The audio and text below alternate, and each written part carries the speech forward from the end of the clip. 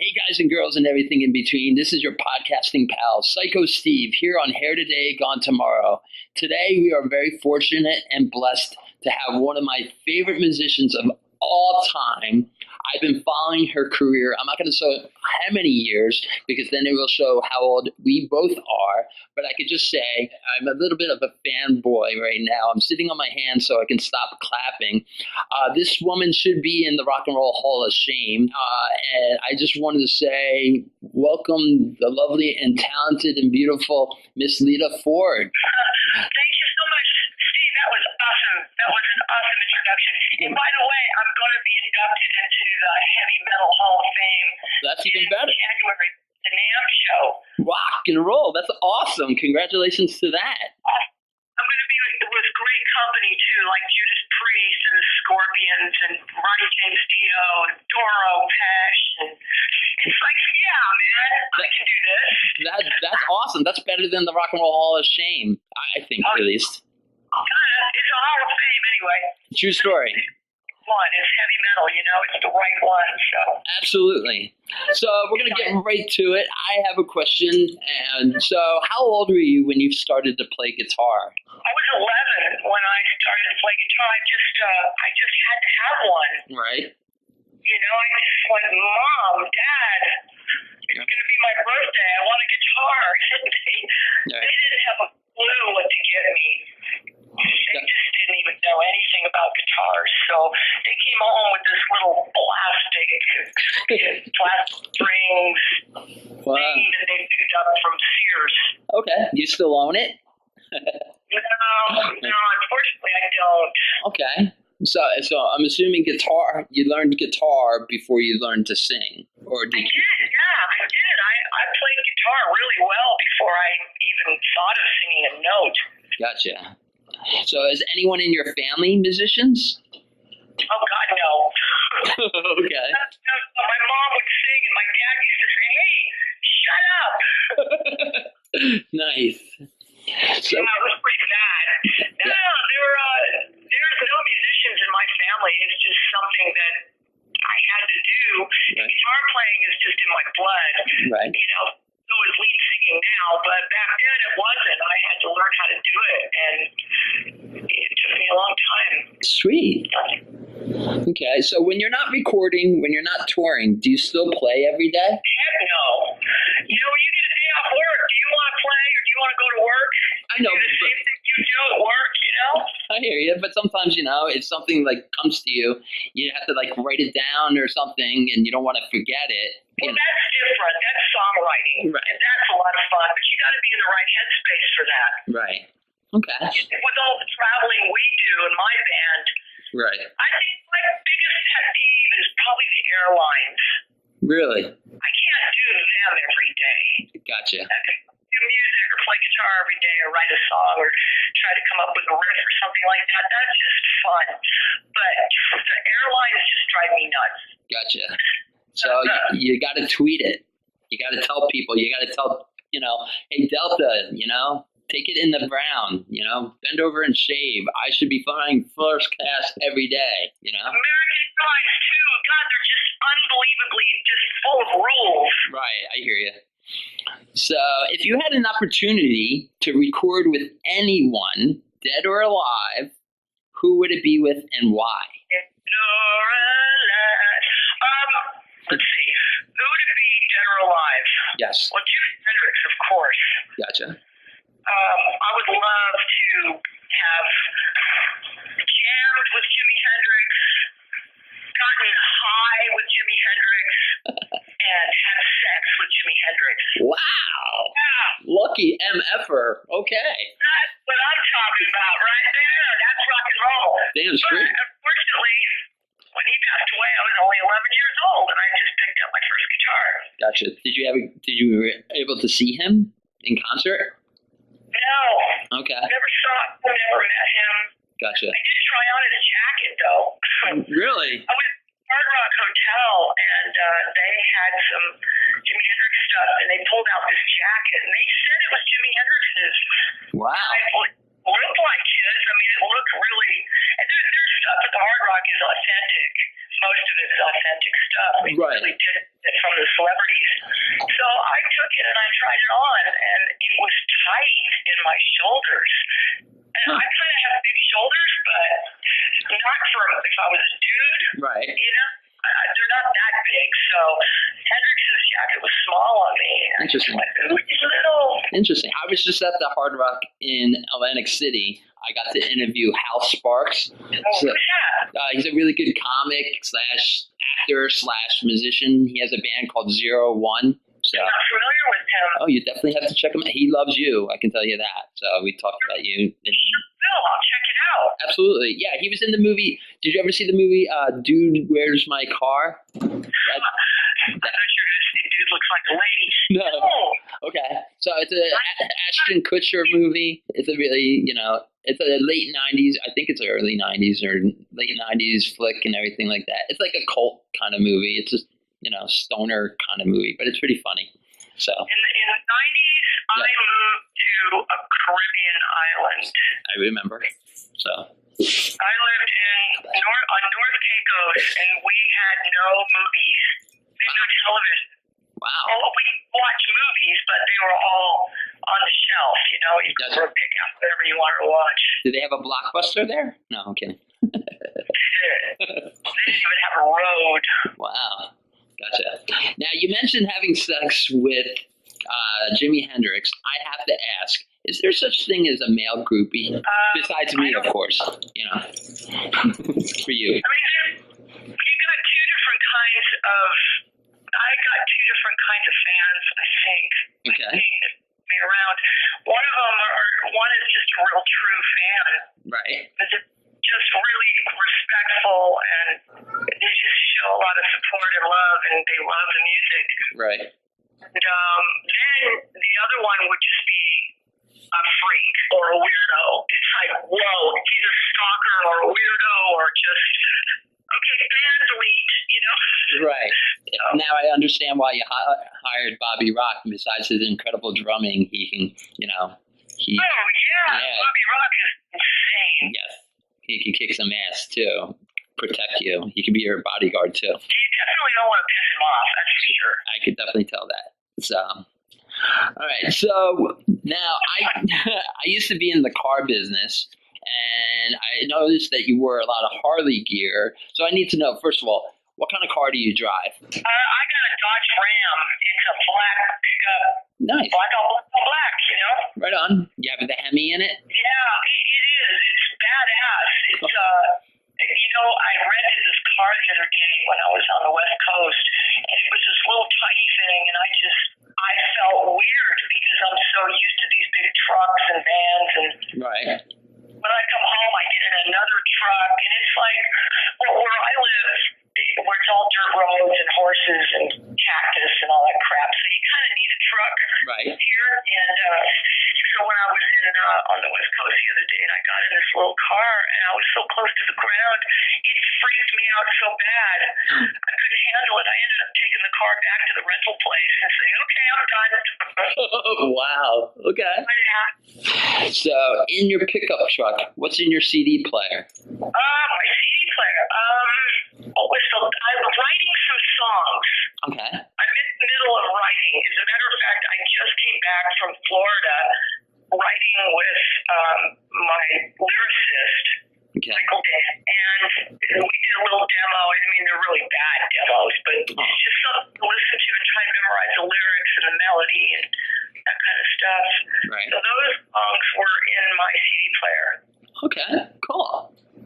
So speaking of singing, do you sing in the shower? I sing everywhere. Okay, right on. I sing dogs. I sing my cup of tea in the morning.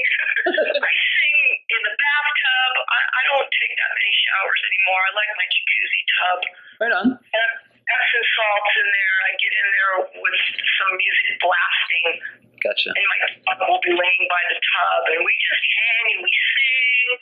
And she looks at me like, well, they look at me like, Mom, this is so entertaining. What kind of dog or dogs? I have two Chihuahuas. Cool. I have a Chihuahua Pug mix. They're so cute. They're either really evil dogs or they're really friendly and awesome. I don't think there's an in-between with Chihuahuas. Nice. What's their names? Brass Mm-hmm. One, and because she is a little rascal. The stuff she does is unbelievable. And she really lives up to her name. Right. And the other one is she's a Miami dog. Okay. And when we first got her, I came home with this little Mexican dog, and I thought I'd give her a little Mexican name. Uh-oh. So we named her after the Mexican pastries, those churros. Churros. Nice. Si habla español, no problem. Cool. Kind of cinnamon color. And then in Miami, they used to call her Churito. Nice. But we just call her Choosy now. Right on. Okay. My dog's name is Dimebag Daryl. So Dime was a very dear friend of mine, and my girlfriend and I adopted him from a shelter in Harlem. We were living in Harlem at the time, a couple of years ago, and she adopted a cat from the same shelter. And I actually reached out to Howard Stern because his wife does the animal activist stuff for like the North Shore Animal League in Long Island. And she's like, oh, if you want to go out to Long Island, I'll help you and everything. And then my girlfriend said, hey, you know what? Why don't we go to where I got Corbin, her cat? I said, okay. And they had all these pit bulls in the shelter. And pit bulls get such a bad rep. And we were living in an apartment in New York City. It's really hard to have a big dog.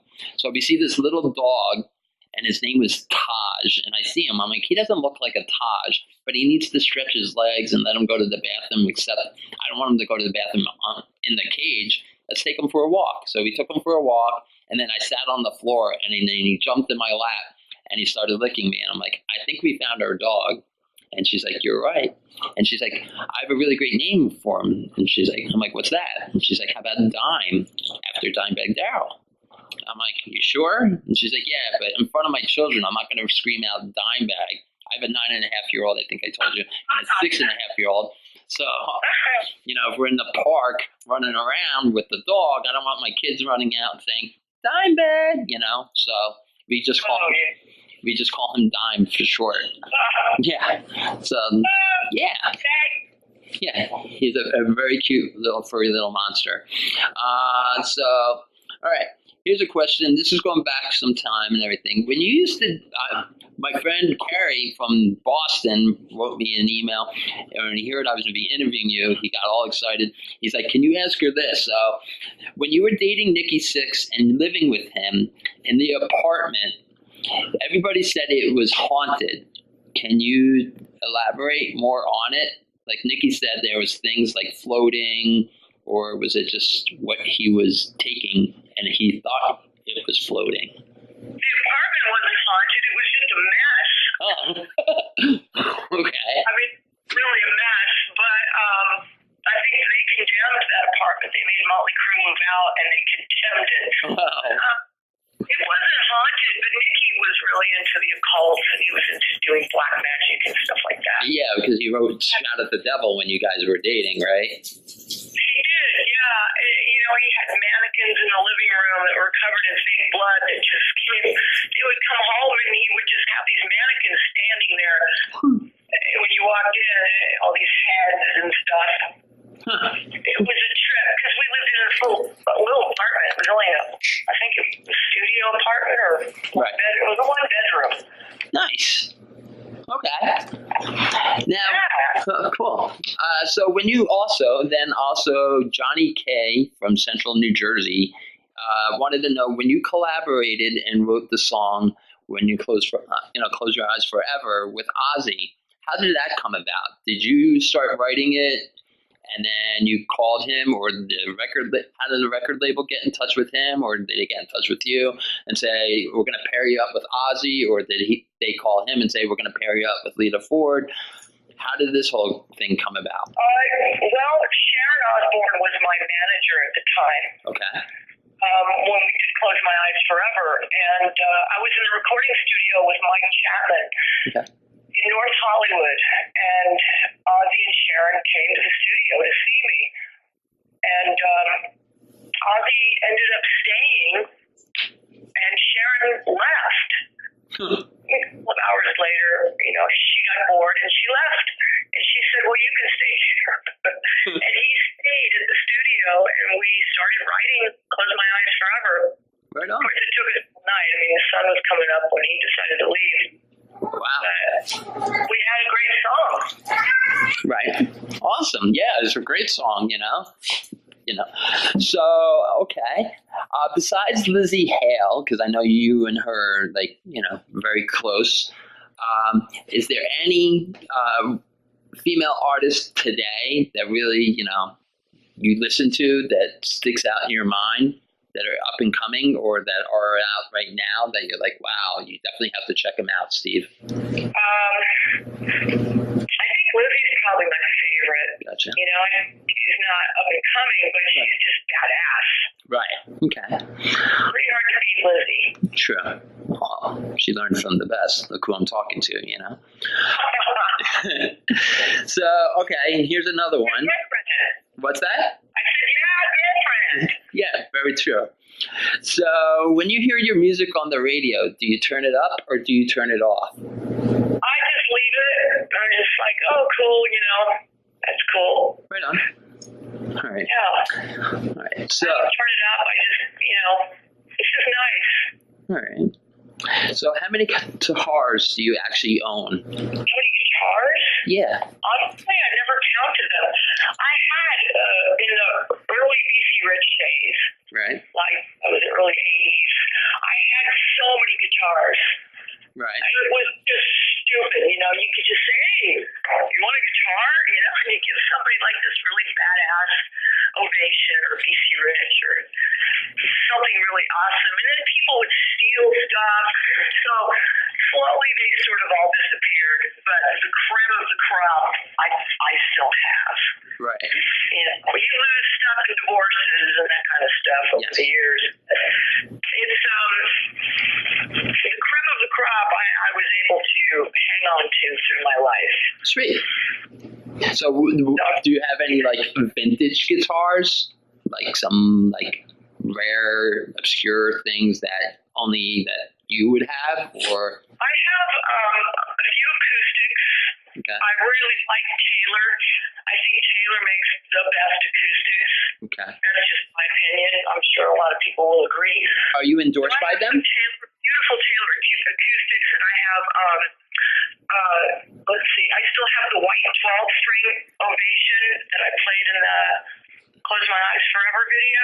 Sweet. Close My Eyes Forever? Yes. It's Lisa. It's the Lisa video. Okay. And I've got a nice old Strat, and I've got a nice old Telecaster. Just basically stuff that I use in the studio. Right. But you really can't get those sounds off of anything else. Gotcha. They're not true sounds. And then my BC Riches are vintage, man. They've been around forever. Right. Now, when you were in the Runaways, you used BC Rich as well, right? No, Runaways papers. Wow. Okay. Sorry, that's my dog barking. Those are badass guitars. Right. And we're starting to duplicate them with LitaFordGuitarsOnline.com. LitaFordGuitars.com. Sorry, not Lita Ford Online. Gotcha. That's my website. Right. LitaFordGuitars.com. And the guy who builds them, his name is Jim Cara. Yeah, he was with you at the Kiss Expo this past week. That's right. Yeah, and he's just awesome. I played one of his guitars at the Kiss Expo. Right. And I got off stage and went, whoa, did you hear that thing? It sounds awesome. And he goes, yeah, I custom built that pickup. And I'm just like, whoa, this guitar is badass. And of course, nobody could tell the difference between Bill and my old guitar. Gotcha. Real number 0 and 40 feet. Gotcha. Wow. When you're not playing and recording, what do you do on your downtime? Do you have hobbies? Like to garden? Do you like to cook? Oh, God, no. I hate gardening. Jesus Christ. I'd kill anything out there. I'm so bad at gardening. But it's a good thing I live in the desert because you don't really have to garden out here. It just dies from the heat. Right. Okay. I like to sleep. I like to eat. Nice. Do you cook yourself? I'm a Virgo. Virgos need to regroup. Right on. So if you go out on the road for 5 days to a week, when you come home, you're pretty beat up. Right. There's things you got to do. It's like errands you got to run because you got to leave again in 3 days, you know? Gotcha. Well, that's why you hire a personal assistant to help you with those things. No? If you want something done right, you got to do it yourself. Okay. I was just offering my services to you, that's all. You like the subtlety? It's smooth as chunky peanut butter, right? I know. So. Oh, I love chunky peanut butter. That's like a lifesaver. True story. With marshmallow fluff? Oh, I love that too. Yeah. Oh, yum. Yes, that's one of my favorite sandwiches. I like to. Elvis used to eat the fluffernutter and a banana.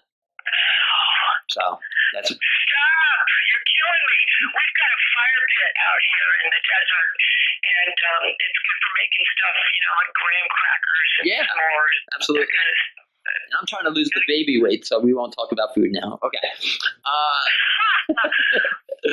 All right. So a couple more questions. Talking about it doesn't make you fat. It's when you inhale all the, you know, jars and jars of peanut butter.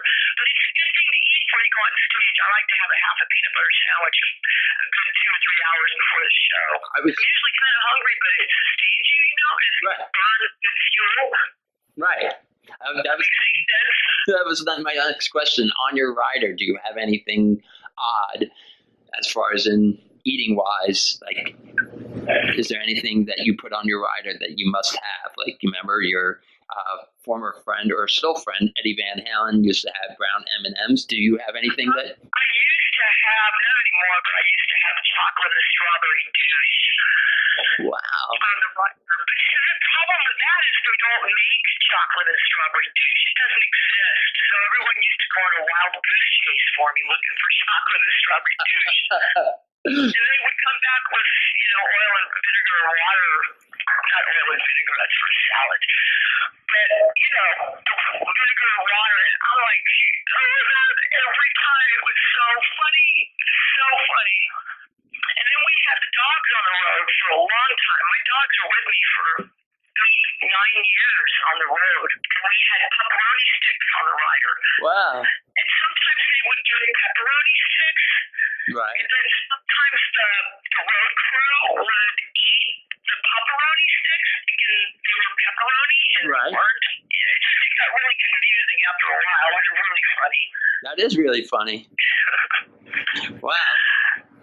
All right. So now here's a question and everything like that, and everybody wants to know everything. And we can edit this or not. Are you single? Yeah. Okay.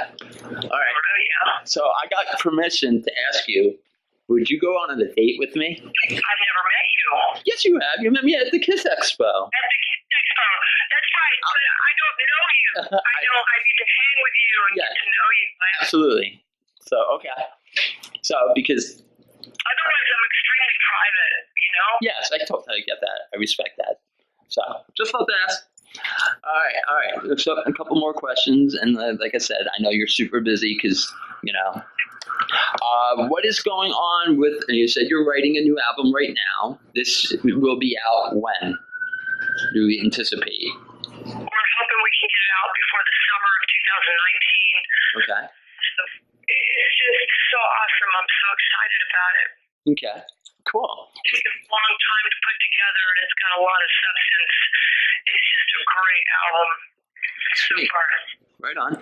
Speaking of the album, I've met most of the people that are going to be on your album. Like, you were with Bobby at the Kiss Expo, so I'm assuming he would be playing drums on it. Oh, yeah, for sure.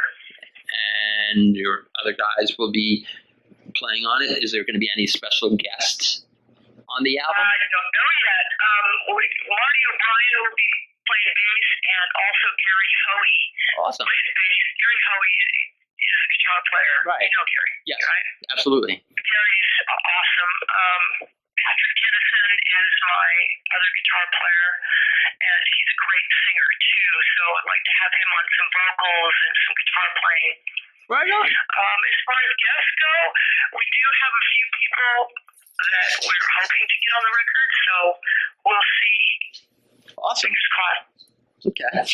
Now, out of new bands, is there any new bands that you actually listen to? I'm like the neighborhood.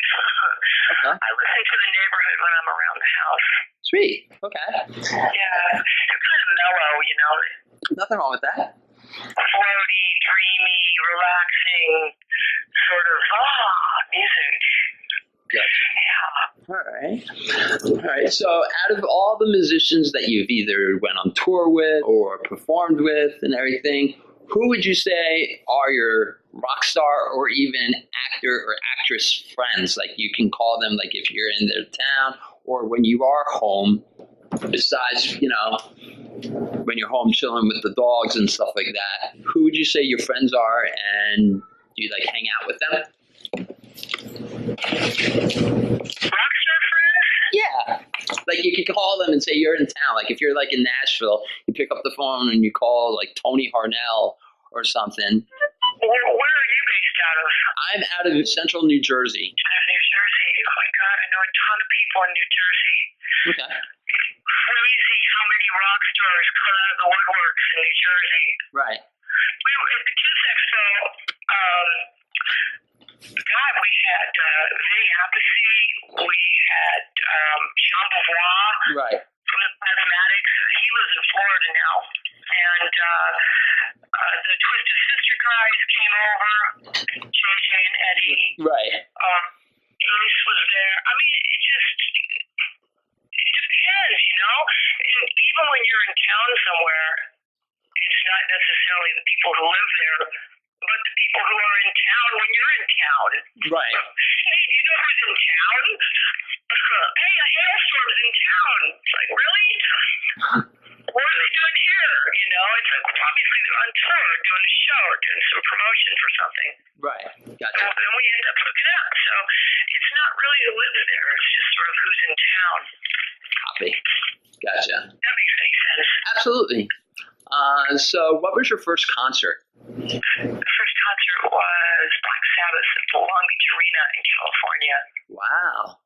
Do you mind disclosing what year that was? It was 1972 or 73. Sweet. Yeah, it was life-changing. Wow. That's incredible. What was your last concert that you went to? This concert would be Sammy Hagar in El Dorado, Arkansas. Wow. That's so like random. Arkansas, of all places. I know. It was a festival. It was Brett Michaels. Right. Us. We went on first, so we got off first, so I get to watch the rest of the show. And it was Sammy Hagar and The Circle. And cool. I saw The Circle. The Circle was incredible. they're just amazing musicians. Yeah, Vic Johnson and Michael Anthony and. Michael Anthony's so badass. Yes, he got stuck pretty bad. I'm Team Michael with the whole Van Halen thing. So I think that's kind of messed up what happened to him. So, but you never know what the future holds, right? Well, exactly. It's all good. And I love Hot for Teacher, that damn drum solo in the beginning of that song. Incredible. Where he basically sounds like a Harley Davidson. Absolutely. Speaking of Harley, I saw you decked out in Harley gear. Do you own a Harley? No, I don't. I would probably drive it right into a brick wall if I did. Because I'm really not good on the front of a motorcycle, although I love to ride on the back. That's my favorite. But right in the front, I'm just klutz on working the gears on a motorcycle. Gotcha. But I love Harley gear, too, because it's just good quality stuff, and it's a good name, right. An American name. Absolutely. All right. Now, what is next for Lita as far as do you have any up-and-coming tours that we could talk about? Or any a part 2 to your book, anything like that? My whole life is a part 2, so I don't know if something might come out of that. But we got a lot of shows booked for next year. The year is filling up fast, and we'll be touring the whole entire year. Sweet. Are you going to be touring with any particular band, or is it just you? Are you allowed to There's a bunch of different artists we're playing with next year. Gotcha. A whole bunch. All right. Yeah. All right. What's your favorite venue that you've played? Because you've played worldwide. Is there like one specific that sits in your mind? You're like, wow, or all of them are different? Well, they're all different for sure. Right. You never know what the hell you're going to get into when you get to the next show, unless you've been to that certain venue a few times. Right. But, I have my favorites. One of them is closed down now, which would be the place where I first saw when I saw Black Sabbath in 1972. Right. That place was awesome. That's closed down. Did you ever perform there? It's like they maintain the place. Right. It's got a beautiful paint job on it, but nobody performs hard rock concerts there anymore. I guess we have to make a call or two to make this happen again. That'd be awesome. That would be pretty awesome. I wouldn't be surprised if they do that again. But then Wembley is really cool in London. Awesome. Wembley's badass. Wembley Arena. And let's see, maybe the Budokan in Tokyo, Japan. Wow, you're bringing up like big rooms that so many great. Oh yeah. Besides, Hall in Detroit. There's so many great places out there. Right. I saw Kiss at Cobo Hall, the original one and the current one. So, nice. Yes. So with all the artists that you've collaborated with and haven't collaborated with, and all the people you've met through the years, have you ever been starstruck? Yeah, all the time. Really? Yeah,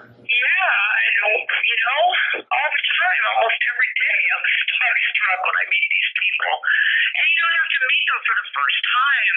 Right. You can meet them over and over and over again, and no matter how many times, there's certain people out there that just make you feel starstruck. And there's certain people out there that just make you feel like, oh my God, get this guy away from me. He's a real jackass, It's the same. It's just, I think there's more stars out there. Nice. And we realize. Gotcha. You know what I mean? Yeah, absolutely. 100%. I've gotten a little starstruck. I got really nervous when I got to meet Frank Zappa and Jack Nicholson at Gene Simmons' birthday. Yeah, no doubt. Yeah, I called Jack Frank and Frank Jack, and I was like, Mr. Nicholson, and Frank's like, I'm Frank, that's Jack, and I'm like, I'm so sorry. That's what happens when you get nervous. Your brain just goes out the window. Exactly. And then Jack offered me a drink. And of course, Gene hears that because it was at one of Gene Simmons' birthday parties. And Gene grabs me by the scruff of the neck and he's like, he's not drinking. And Jack's like, he's old enough. And he's like, he's not drinking. And he's like, what are you doing? And I'm like, I'm talking. You told me to mingle. And he's like, yeah, but you're not drinking. I'm like, fine.